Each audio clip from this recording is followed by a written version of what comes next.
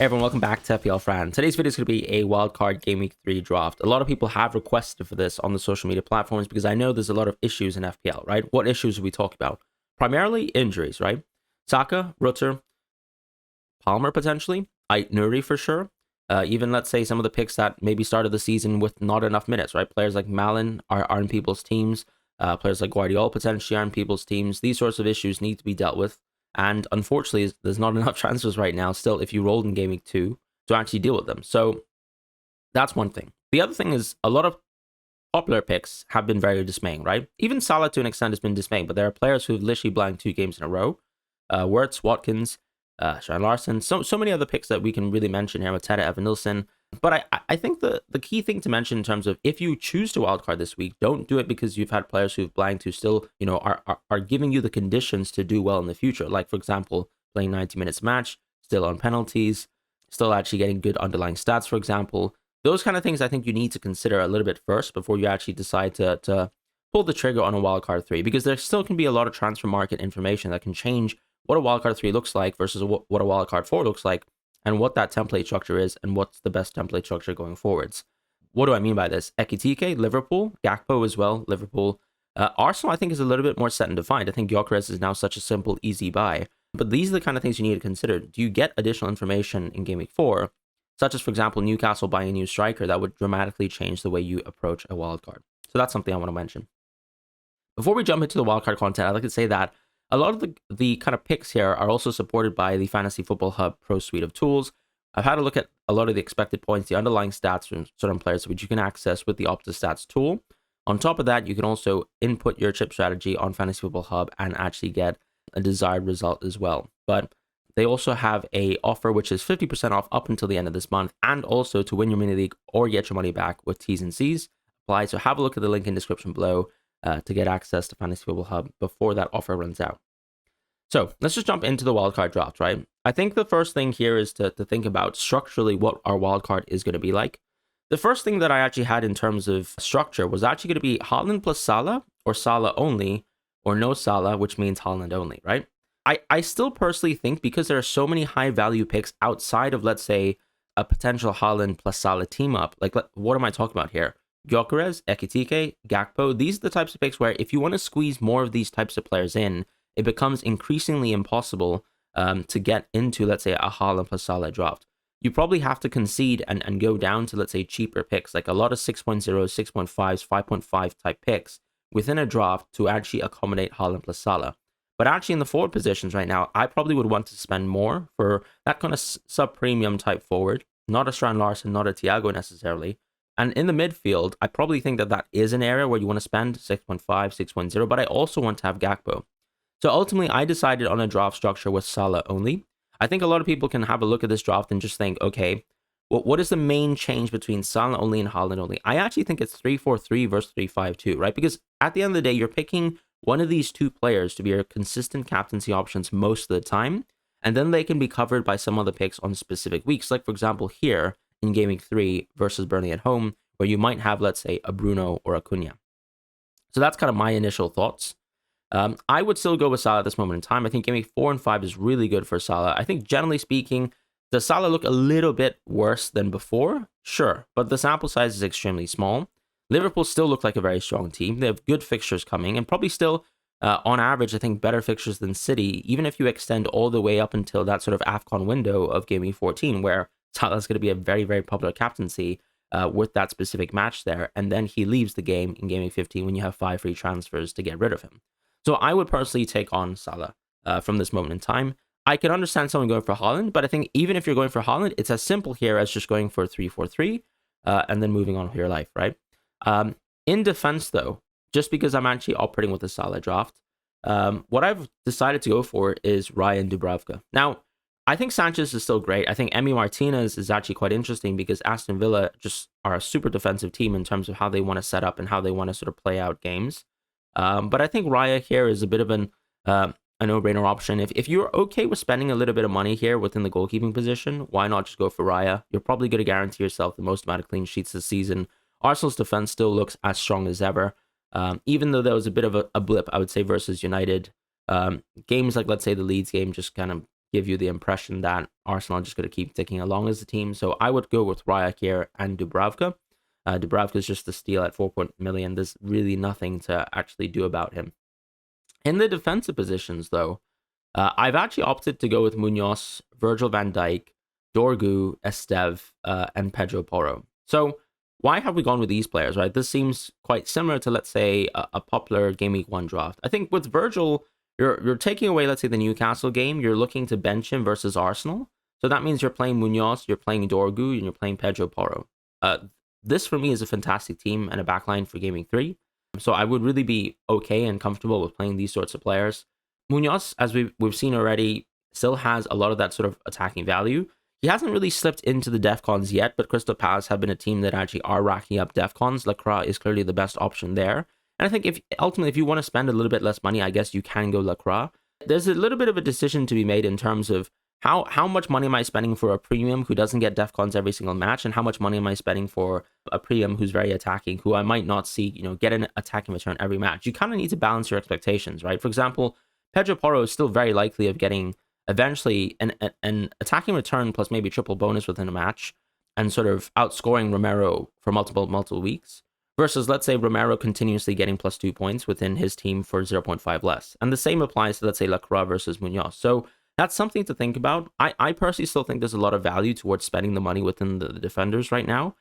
So I will. And Virgil van Dijk, as we mentioned in terms of a lot of the content at the start of the season, this is still a player here who actually is racking up a lot of defensive contributions. He is not a bit of a fraud like his center-back pair in Konate in terms of how he's performing as well. Generally speaking, I think you can trust Virgil to be able to give you expected clean sheets in the future with easier games, right? Not Game Week 3 here, but then just easier games and then also defensive contributions where he does actually rack up some really, really good tallies. Part of the balance that I like here is that you're actually going for, let's say, an Arsenal pick here. You could still go Gabriel, in my opinion, over to Virgil van Dijk. I don't think there's anything really that stops you from, let's say, going a Gabriel or a Cucurella at this point. I just think Virgil's very strong, and you already have the Arsenal defense within Raya. And Munoz, to me, is just a little bit of a strong pick here from this point on. Yes, of course, you have some tough fixtures in the distance, but I think the value towards and the utility towards Munoz is that if you, let's say, choose to go for a free at 6 strategy, which I think would very, very much, go well with, let's say, a draft here in this context with of a Game Week 4 Salah or Game Week 3 rather Salah only wildcard, I think that maybe going for Crystal Palace players will actually work out quite well. So Munoz, you even get that coverage there later down the line. But anyways, that's a good Virgil week, right? So Dorgu is just fantastic in Game Week 3. That's kind of why he's in this draft. He holds that structure where maybe in other drafts, some people would have an Anderson, some people would have, let's say, a Senesi. I probably would go with the Dorgu at this point in time. I still think United look reasonably good. They didn't look very good versus Fulham, but this is still an attacking fullback here that I think has good value. Probably a little bit more value in terms of if you're rotating him specifically for some of the tough matches that your team is eventually going to have. Is he going to have that upper bound ceiling compared to, let's say, maybe what an Anderson can bring you to the table, right? But of course, we've already seen some of the value with, let's say, a Tarkowski if he can keep a clean sheet and get the DEFCONs. I mean, 8 points is a lot of points. So I think you can choose which 4.5 defender you want. I still think Dorgu is totally fine. And then Esteve just to lock in a 4.0, and Pedro Porro I just think is a bit of a hold now because Spurs look even more impressive than we thought. And he's still getting a lot of value here because Eze hasn't moved and he's still, retaining a lot of the set pieces, at least on sort of right-hand side kind of actions or right footer actions. In the midfield, though, moving on to that, I would actually go with Salah, as I mentioned, as my sort of template premium.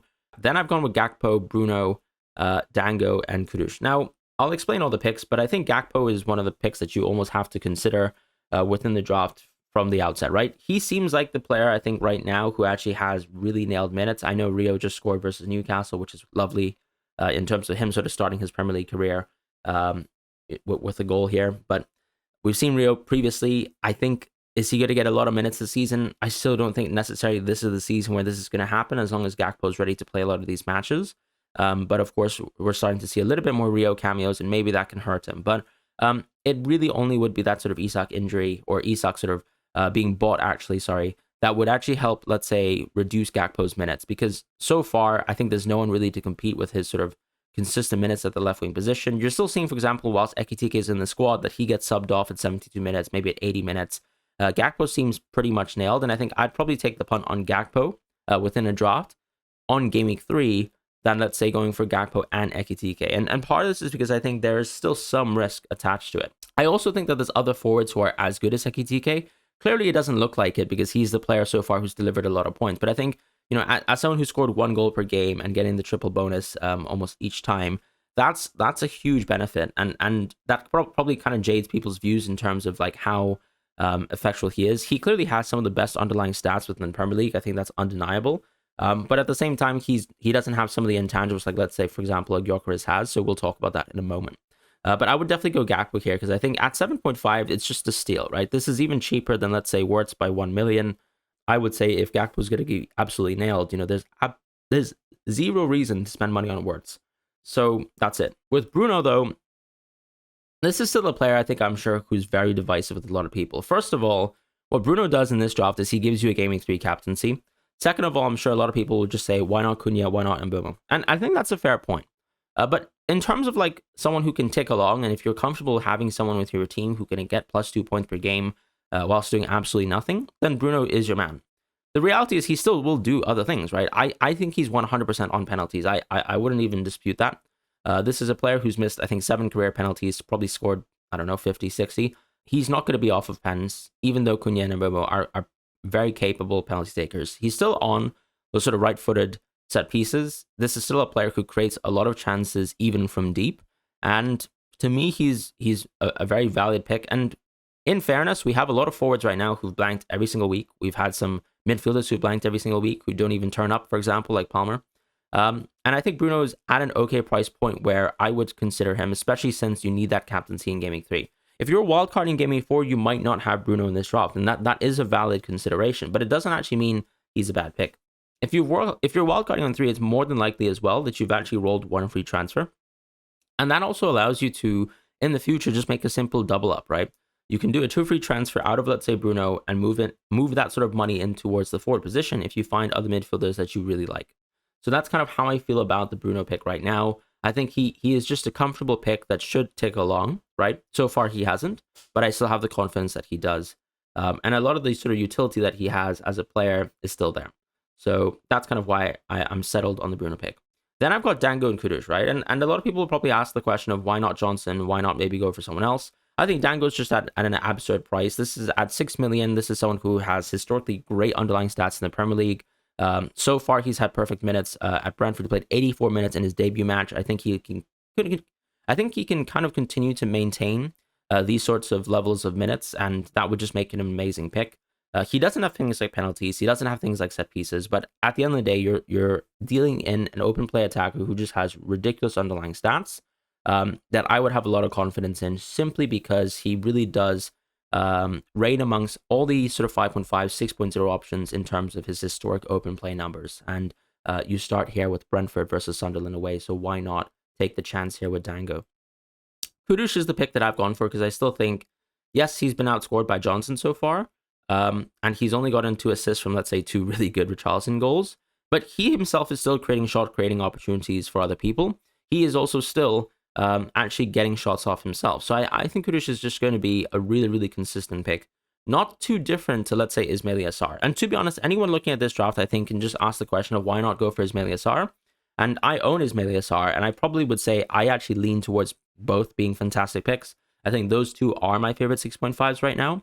But I would probably go Kudus because I just kind of like the team strength of Tottenham, generally speaking, going forwards. I think they also have slightly better fixtures than Crystal Palace anyways. However, if you do plan to free hit 6, then I think you can consider changing this position to eventually be an Ismail Assar, right? Because if you actually are going to go with 3 at 6, you don't care about that Liverpool game versus Crystal Palace. That does impact, let's say, the Dango versus Kudus consideration. And then suddenly, of course, Ismail Assar is a good option to have on this draft structure. So that's kind of the midfield, right? And as you can see, we're taking the punt here with Gakpo. We're already tripled up on Liverpool, which I think is interesting, right? And a lot of people will ask you the question of, isn't that blocking you from Ekitike? And I think that's a very fair question to ask. But at the same time, I think with the forwards that I'm going to choose, you're probably not going to go to Ekitike anytime soon. However, if you do want to go towards Ekitike, I would just immediately suggest swapping Virgil out for Gabriel. I've kind of looked at the fixture rotations. It's probably a little bit worse, but the same logic still applies, right? Gabriel's not someone you necessarily want to play versus Virgil, or versus Liverpool this week in Game Week 3. So a lot of the benchings are not too different from each other, and so you can just go Gabriel within your draft here if you're okay with that, and then move along. So that's kind of what my thoughts are right now. But we then move on towards the forward position, and it's simply just Gyökeres, João Pedro, and a 4.5 forward, right? Here you have Mark Yu listed, doesn't really matter. You can go for Krupi Jr. Krupi Jr. has played some minutes, right? Mark Yu has also played some minutes. Does it really matter who is your 4.5 forward? I don't think so. So it's about Gyökeres and João Pedro. Now, why have I gone with Gyökeres over, let's say, Ekitike? So far, I think that the Leeds game basically confirms that a lot of the sort of overblown statements about Gyökeres and how he's going to struggle to get minutes, how he's going to struggle to adapt is just not really a thing, right? Especially with Havertz being out for what we think is going to be a considerably long time based on the reporting that we've had around Arsenal. So that, to me, just says that Gyökeres is going to be quite nailed. This is probably going to be an 85 to 90-minute player going forwards. And honestly, the longer Saka is out for, the more you have penalties, and the more why I would take this punt with Gyökeres at the start, right? If you're nailing penalties, if you're nailing minutes, I probably would go for Gyökeres over Ekitike at this point in time, and this draft clearly can't afford going for the two of them. You can, I'm sure, find a draft that can actually afford the two of them, right? All you would have to do is cut down to, let's say, a 5.5 midfielder, maybe cut down a defender a little bit, like, let's say, Munoz to Lacroix, and suddenly you can go João Pedro back up to Ekitike. But actually, I think João Pedro is a really, really good pick right now, too.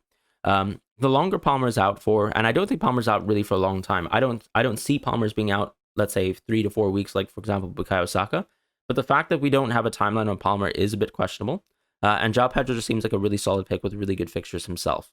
So he will also be on penalties whilst Palmer is out. This is a huge plus. On top of that, I think the minutes is the biggest consideration. First of all, we saw like his first start, even with let's say Palmer in the team, there was João Pedro and Delap starting together within that match, and I think that actually is a huge sign, right? We still don't think Jackson's going to play a significant impact within this Chelsea team whatsoever. So you're almost looking at, let's say, I think Delap being the player who actually is going to get the least amount of minutes within the center forward position going forwards. João Pedro is a player who can flexibly play multiple positions. We still think he can play on the left. We still think he can play behind the striker as a shadow striker. And we still think he can play center forward. So he's very much like João Pedro from the Brighton. And he can still complete 90 minutes even with Palmer is on the team. If, let's say, you have situations where maybe you have certain players bench, you have Palmer on the right potentially, and then Delap actually plays 60 minutes, then João Pedro moves into the center forward position to close out the game. That is a really huge X minutes boost where I think we're starting to see that Maresca is pretty comfortable playing João Pedro in multiple positions. Now, his good performance in West Ham, I think, keeps him in really good stead as well. So I think I'd probably take the punt on sort of keeping João Pedro for now on a wildcard 3, because he's also been boosted by the Palmer injury. And now if Palmer's actually injured for, let's say, a considerable amount of time, even better. You've got penalties locked down for an even longer amount of time. You've also got more guaranteed minutes anyways, right? All the positions that João Pedro can sort of play outside of, let's say, maybe the right, he kind of takes away the Palmer minutes from, or let's say the squad kind of moves the minutes around to allow for João Pedro to play 90 minutes a match. And so that's kind of why I think within this draft structure here, I would probably take the punt on João Pedro. But I can completely understand seeing, let's say, people who want to go for Ekitike at this moment in time, pair him up alongside Gyökeres, and give you the full guarantees. And I think that's totally valid as well. As I said, if you want to go Ekitike over João Pedro, all you really have to do in this position here is cut down one of the defenders into, let's say, potentially 5.0 type picks, and then also simply move a midfielder into a 5.5, right? So maybe that's Dango back into, let's say, a Tijani Reinders, or even an Elliot Anderson, a little bit more boring of a pick, or a Caicedo, right? If you kind of just want someone who just wants to be a slow burner, you don't really mind just racking up some defcons, potentially some attacking returns here and there. Caicedo's there too. But that's kind of how I feel about the general draft structure. I would still, at this moment in time, as I say, go for a Salah draft. Has Salah been extremely dismaying? Yes, he has. But I think Haaland hasn't been that impressive as well, because we've already seen, for example, City play versus a pretty competent team. And I don't think we can say we left that game really impressed with Man City. So there's still clearly a lot of work in progress for a team like Man City. And ultimately, there's too many options to go with, right? Liverpool is still a team that we feel quite confident with, that actually have really good fixtures. So I think the premium is kind of up to you, up to taste, and that just changes the structure 3-5-2 versus 3-4-3. But that's it for the Game Week 3 wildcard draft. Thank you guys so much for watching. I'll see you guys soon. Take care and goodbye.